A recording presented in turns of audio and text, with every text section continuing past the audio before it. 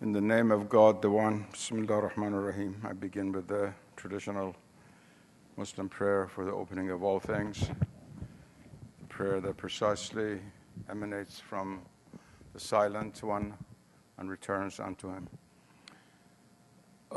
Apparently, we're going to each speak about 40 minutes, after which we'll have a discourse with each other, and then there'll be questions and answers also from the audience.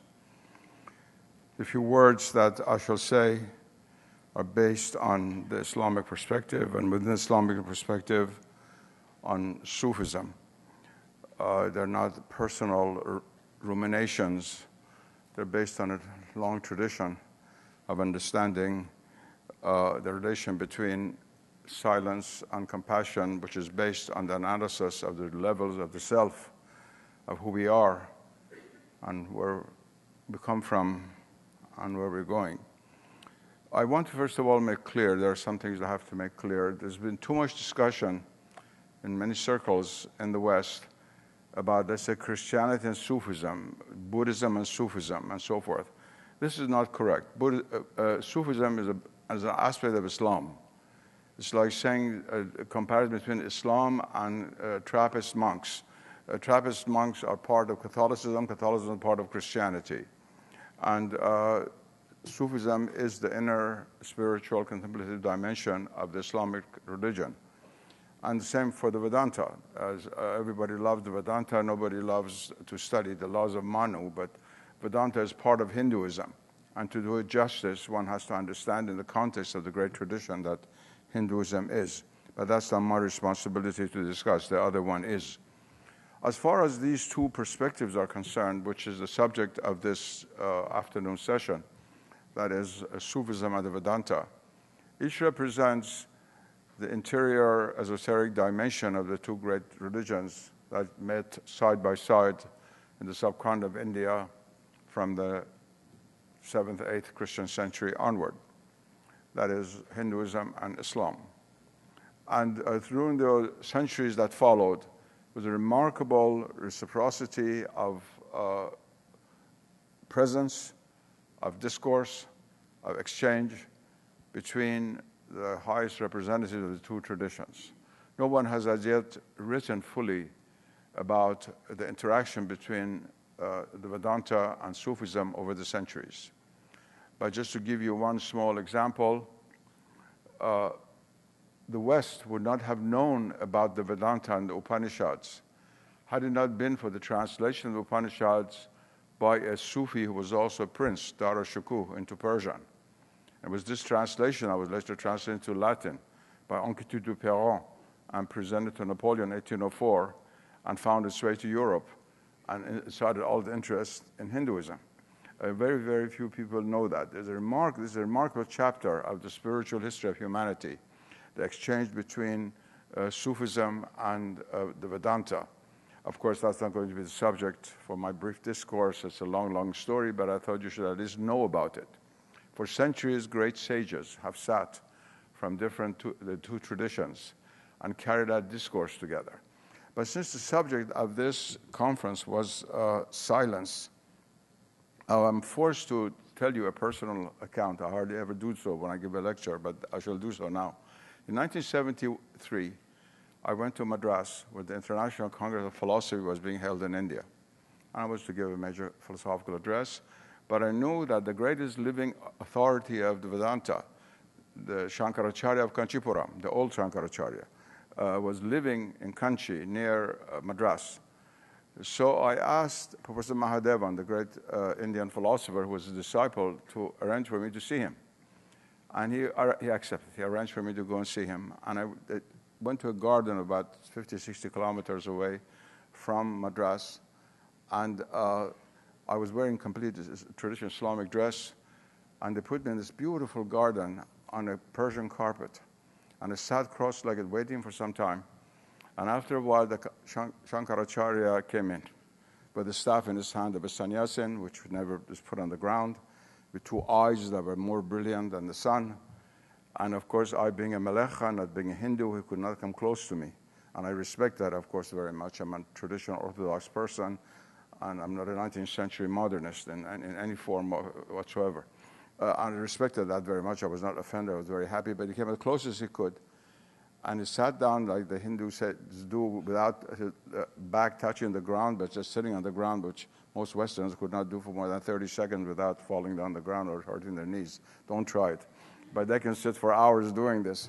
He sat like this, and a man came from him and he said, Shankara is observing the fast of silence. He will only speak to you in silence. So for about 8 minutes, he and I just looked into each other's eyes. I've had many religious discourses with popes and bishops and rabbis and great Buddhist Zen masters, you name it. 50 years I've been doing this. This was perhaps the most profound religious discourse I'd ever experienced. After the 8 minutes were over, he made some sign language to the person, and the person came to me and he said, the Shankara is so happy that the deepest truths of the Vedanta are confirmed by the deepest truth of Sufism. And that is what silence really means. But on that level, to practice silence is not an easy thing. And if I can maybe a little bit critical of ourselves, I must mention that to talk about silence in relation to spirituality, because we must not only think about sound, we must think of the clutter that goes on inside us, both the power of the mind, that is concepts that come one after another, and the power of images in our imaginal faculty. There are two different noise systems within us. One is images that come and go, and one is thoughts that come and go. And we have no control over them. And you have to be a great saint to be able to quiet them down. All of the techniques and methods of all religions have for the ultimate end, spiritual techniques, to bring about this inner silence. Silence doesn't only mean not speaking out. That's only a small part of it. It's this inner silence which is so difficult to attain. Now, this is the supreme goal of both Sufism and the Vedanta, obviously. If there's to be a comparison between the two, and I'm not going to make more comparative statements except this, usually, of course, in the Vedanta, other people speak about Brahman, the supreme metaphysics is based on the pure subject, Atman, the pure self. So the absolute reality is envisioned in terms of the pure subject. And in most Sufism, absolute reality is envisaged as the pure object. Now, the pure subject is ultimately nothing other than the pure object. The purely transcendent and the purely immanent are metaphysically the same. Perhaps no other modern writer has made that as clear as the late Friedrich Schumann, who's buried a few miles from here, who wrote one of the most incredible essays ever written in the European languages on the relationship between Vedanta and Sufism, where he brings this issue out. So there's not a difference of two different metaphysics, different formulation of the same reality. That is, either we are attached to ultimately that which is beyond ourselves, or that which is ultimately ourselves in the deepest sense. But both imply a beyondness. Both imply a beyondness. And in order to come to that and understand that, we must understand the structure of the soul. My dear friend Gray Henry, who's done so much for this city and for this conference, and she's my sister and the only person who can order me around in the world, no other person. I'm here because of her. She asked me to speak about this question of the self. And so I thought I would dovetail my analysis of the relationship between silence and compassion to this question of the self. Because that is the key. That is the key, to realize beyondness, if I can use such a term in English, either of being completely beyond as other or completely beyond as same and self and inward. We have to understand what we have to go beyond. Why do we have to go beyond? What is it that we have to go beyond? Now, we begin, all of us human beings who have been given consciousness, we begin with the self as inner reality, experiential reality, the most direct. We identify ourselves with this particular bundle or sphere of impressions, thoughts, and so forth, which is myself. And unfortunately, in this stage of what the Hindus would call the Kali Yuga, in this stage of the dark period of history especially, we're almost born with complete imprisonment in this state of selfishness, in the negative sense, not in the sense of Atman, but the small self. And most of us live through a life like that. But because metaphysically speaking, this self is not a totally independent being, there's always a crack in its wall somewhere. There's always something beyond it. That's why selfishness does not bring happiness, ultimately. Because it is not ontologically independent, metaphysically speaking. It's not a being completely independent unto itself. No self can be happy by simply being itself, no matter how it tries to satisfy its appetites, which never end, which is another sign of the fact that it has in it an echo of the infinite. The fact that we as human beings are never happy with simply having more and more quantitatively, in contrast to a horse who eats its food, and once it eats its food is happy. Our appetites are not satiated because something of the infinite is reflected in our self, a small self. Something of Atman is reflected in that self. So this self is there, and even for ordinary people, we realize that sometimes when, let's say, if we have gained a few pounds, you say, oh, I have to discipline myself. Who is being disciplined and who is disciplining? So we already realize the famous saying of St. Thomas Aquinas, duo sunt in homine, in Latin, there are two within us. There's not only one self, there is more than one self. And Sufism begins right here by pointing out that in fact we have many selves. Nafs in Arabic, nafs has many different meanings, but one of them is this, self, ego. And they're like sheaths, they're like spheres, concentric spheres, one inside the other. We begin with the nafs, with the self, with the ego, that in classical Arabic is called al-mara bis-su', that is, which commands us to evil. And what is evil but the privation of good, of the limited in place of the unlimited? And that's where the wrong choices come from, and therefore it is the ego which turns us away from the divine reality. The divine reality is there. It's the dark glass that prevents the sun from shining within our being. But there's, as I said, the first stage of perfection is the realization that this is not really us. So the first stage is a higher attainment of the self, which is called al-nafsul lawama in Arabic, which means the blaming soul, the soul that is able to blame itself. As soon as you say, I blame myself for having said this unkind word to my friend, that I in that sentence is not the same I that was blaming the friend, saying the unkind words. It's a higher I within us that is able to blame itself.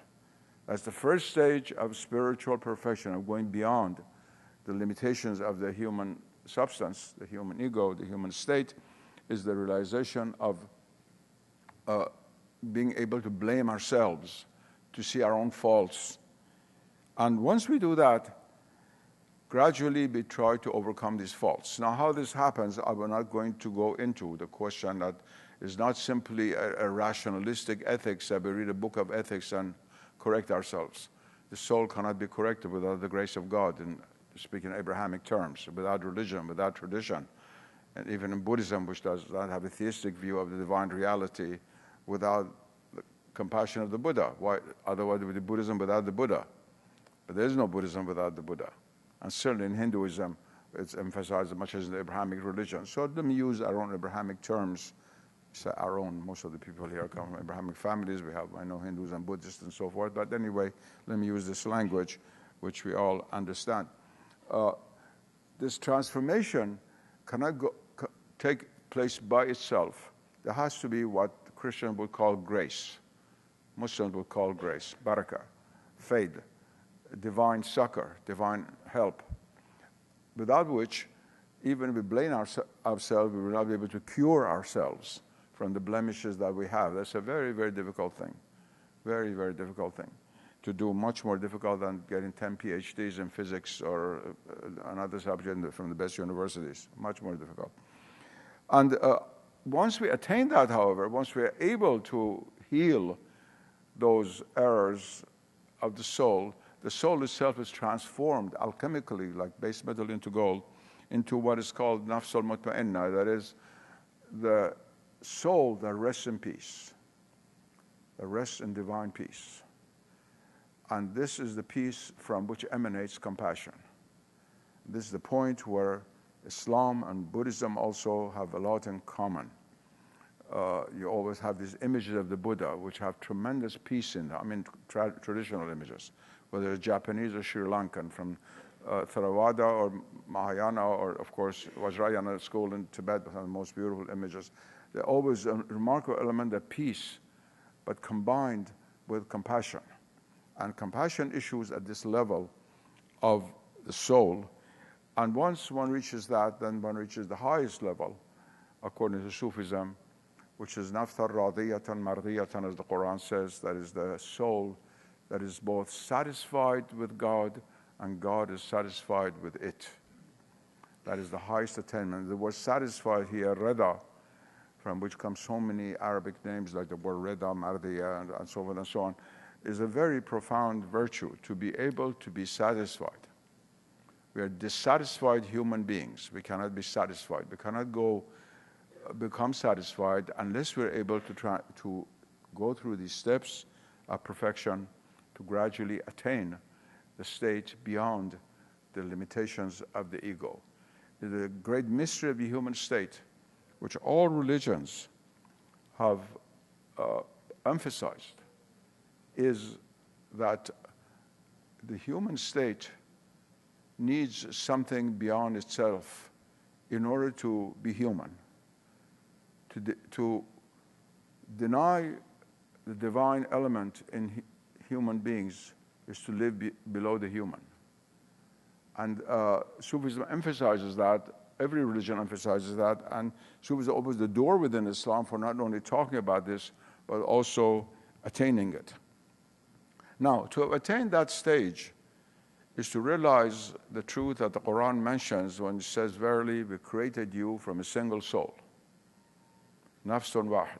God says that we created all human beings from a single soul. But that we are not aware of that usually. That is the origin of compassion. Compassion is not simply sentimentality.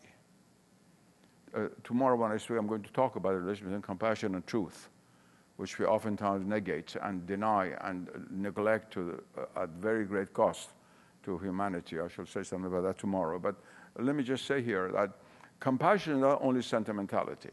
It is that. It includes good sentiments. Good sentiments are fine. It's not just feel good by giving $1 to some poor person in the street. It's much more profound than that. Compassion is to be true to ourselves. True to ourselves, to be our real self. Why? Because once we transcend all the limited levels of the self and attain the highest state of the self, we realize what the Quran said, that we're created from a single soul. That, in fact, myself is the self of all selves. So true charity is helping myself. No instance of hoarding all the wealth of others. That's to become imprisoned in that ego which we're trying to escape from. But to realize that to give is also to receive. That's what Christ said, it's more blessed to give than to receive. Because in giving, we realize ourselves much more than in receiving. And this is not at all sentiment. It's pure metaphysics. It's a science. It's based on the reality that, first of all, ultimately all of us, in the deepest sense, are one soul. The Quran said, nafsun wahida, a single soul.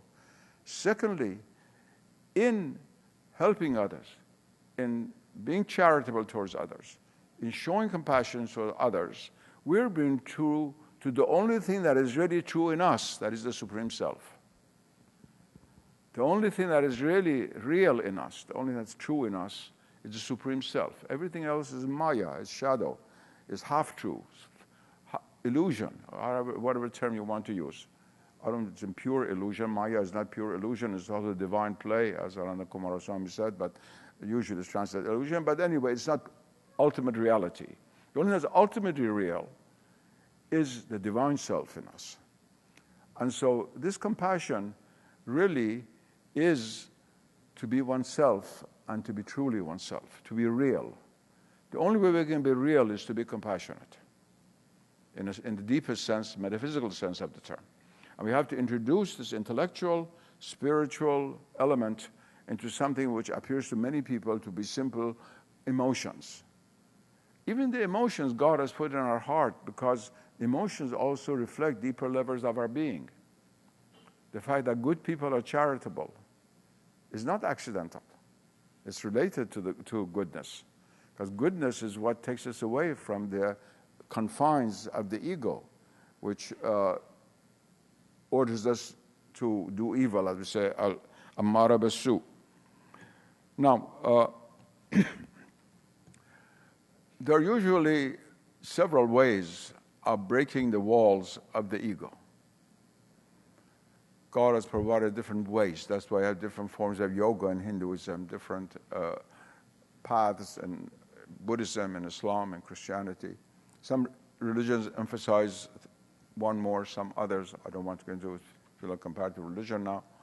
Judaism, for example, has a path of knowledge in the Kabbalah, which is much more accentuated. That Christian path was mostly the path of love, but the path of love is not absent in Judaism, nor is the path of knowledge in Christianity, and so forth and so on. We could go down the line. Now, just turning to Islam, but these are comments really pertain to other religions as well. There's several ways that we can overcome the walls of the ego. And the first question, of course, that might come, why do we have to overcome walls of the ego?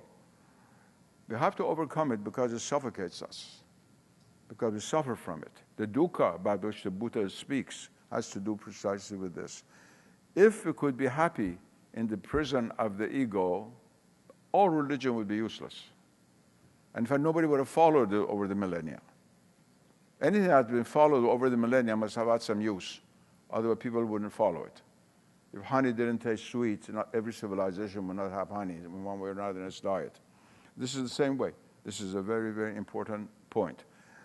So since we're not happy, we cannot be happy in this prison of the ego, our spirit is made for the infinite. It's made for the empyrean. It's not made for the bottom of a well. Since we're not happy, there's several ways in which this wall or borders of this limited ego, this limited existence in which most of us live, can be removed. There's not only one. One is, of course, through pure knowledge. Pure knowledge, the path of the Vedanta, of which we have the equivalence in Sufism. That is, sapiental knowledge burns through all of the limitations of existence and leads ultimately to the sun, which alone is. Not everyone, however, is gifted with this aptitude. Not everyone can follow the path of pure knowledge. There's then the path of love, the path of devotion. And this path of devotion is to go beyond our ego, to give ourselves. And love means attachment. Love means attachment. Whereas knowledge oftentimes implies detachment from some things. Love always means attachment. The object of love is what we're attached to. There's no such thing as detached love. There's no fire that does not burn. Now, this is a very, very important element. Some people would say the most important element of possible spiritual paths or the spiritual life of humanity, and that is the path of love, which is not only the love for God, but also love for all that comes from God, which means all of His creation. And here in is to be found the real meaning of compassion. The word compassion in Latin comes from two words. Com, which means together, pathos, from Greek pathos, which means pain. Pain, originally, like pathology you have in medicine. But also it means elation of the soul. It means movement of the soul. And the deepest sense, compassion means feeling the pains of others. In the deepest sense, that's the etymological, that's what the word means. But why do we feel the pains of others? Because the other is none other than ourselves. And he or she who does not feel the pain of others is living not only below the human state, but even below their own possibilities. They're not fully human. To be human is to be attached to the whole of existence. And I, for one, who was the first person perhaps in the West to speak about the environmental crisis when nobody spoke about it in the 1950s and 60s, and in spiritual sources, not only the pollution of rivers like I'd been written about before I wrote, I want to emphasize that compassion, metaphysically, spiritually speaking, should not only be towards human beings. And it should certainly not only be towards our religion or our family or our town or our streets and so forth and so on. Most people have some compassion. Even murderers have compassion perhaps for their sister living down the street and give her some money. But it must be infinite. There must be no boundary to it. And most important of all is compassion towards all creatures. One of the greatest lessons I think that the modern West can learn from Oriental spiritualities, whether it's Hindu, Buddhist, Islamic, or anything else, Taoist, is that there's no completely sharp line between the human and the non-human. I don't mean in the Darwinian sense. Darwinism is a kind of caricature of truth. It's truth inverted 180 degrees. But I'm talking about the fact that the value of existence is not only of human beings. We cannot sacrifice everything for the sake of human beings. Nor is it only in life. We cannot sacrifice mountains and rivers for the sake of life in general. They're all intertwined together. That's why when we destroy the salinity of the ocean, so-called non-living water of the ocean, we also affect all those living things in it and destroy them. So this compassion is something which is absolutely essential not for the realization of the truth and for keeping the world going. Without compassion, human beings cannot survive. We are now observing this before us. We are observing our own suicide because of lack of compassion in the metaphysical sense. Not that there are no compassionate people around.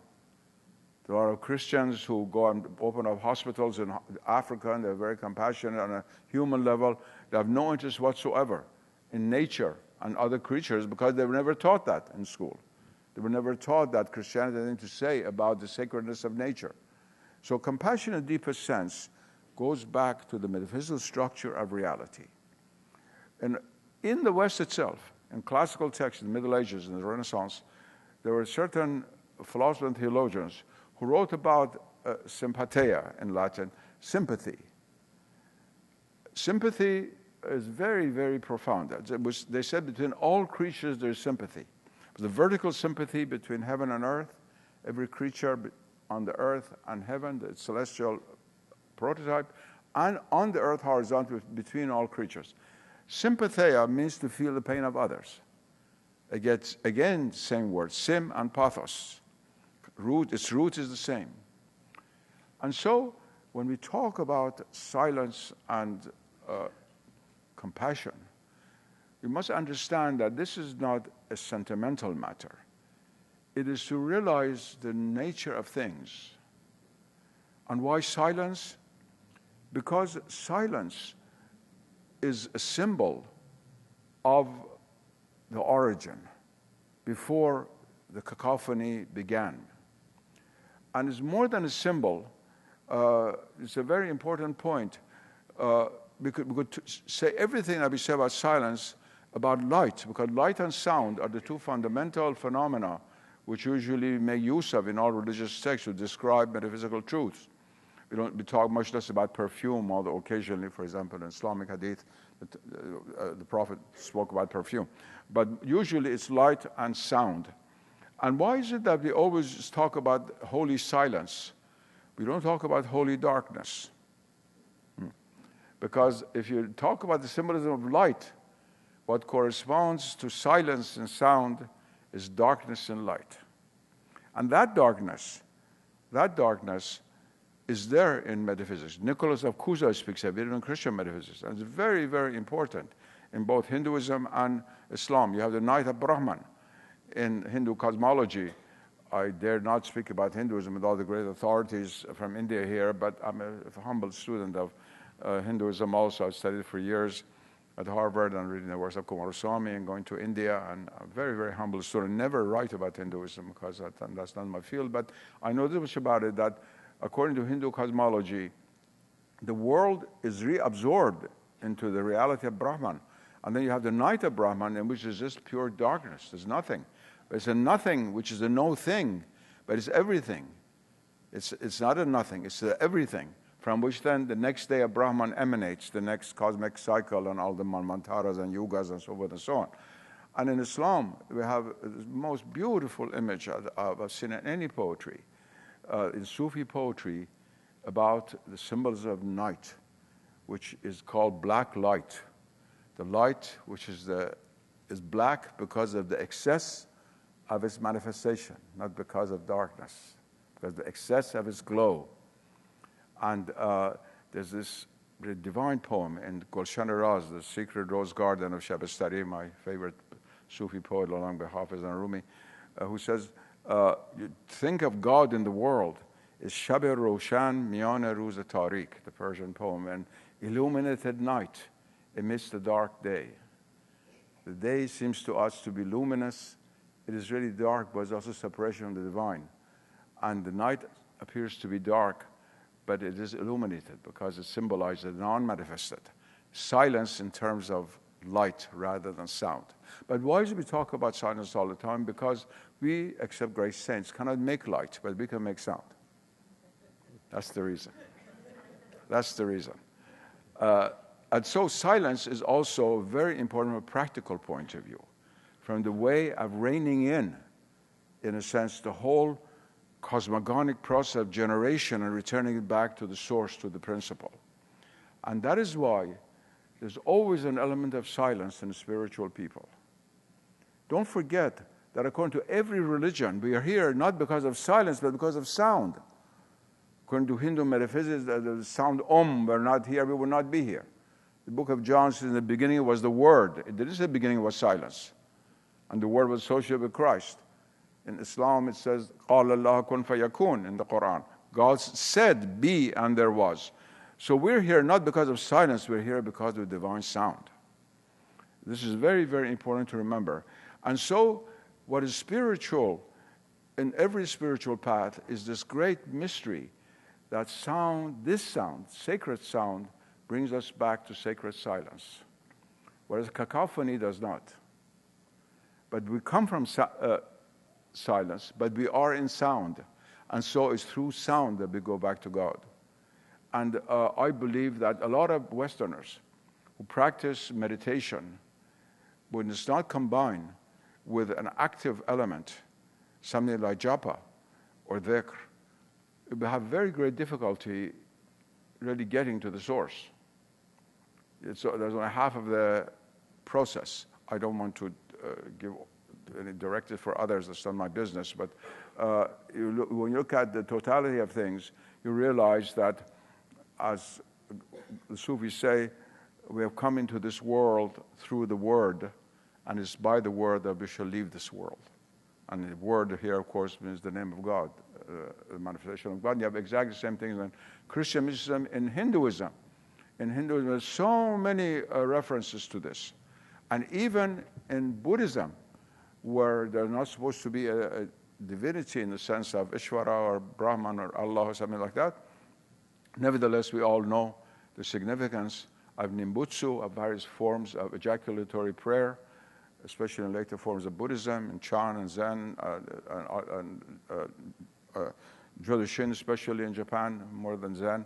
Zen relies a great deal on silence, but it does have certain forms of ejaculatory prayers.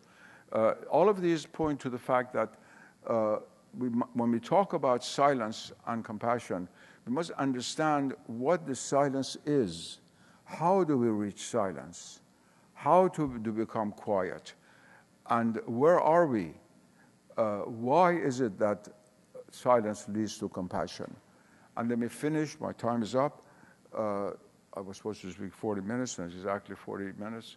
I'm an MIT graduate, you know, I have to be very precise in mathematics.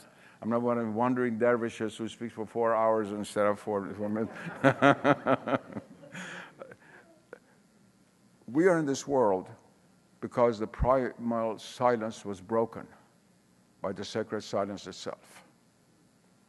Otherwise, there would be no world. But that primordial silence, which somehow always remains within the sound of its own creation, had provided for us the means of returning unto it through the divine sound. And one of the concomitants of this is the realization of who we are. And to realize who we are, we must realize that our self is the self of all selves. And this is the metaphysical foundation for all compassion. And so no matter how great a metaphysician one is, how great a thinker, there is no gate to heaven without compassion. There is no blessed soul without silence. Thank you.